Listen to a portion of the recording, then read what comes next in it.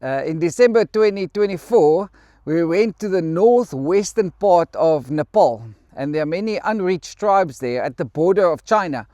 It took us 4 days to travel about 150 kilometers.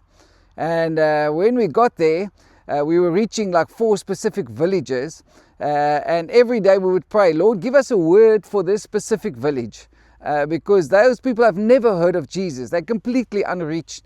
There was one tribe that had one Christian in. And so we went up to the third village on top of this mountain. Those mountains go about to 6,000 meters above sea level. And we woke up and the Lord told us there's contaminated water. That's the only word we got, 2 words.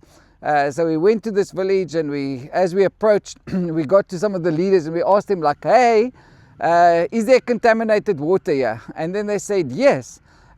This water has been contaminated for more than a year that comes out of the mountains, so we actually have to go to another village to find water there.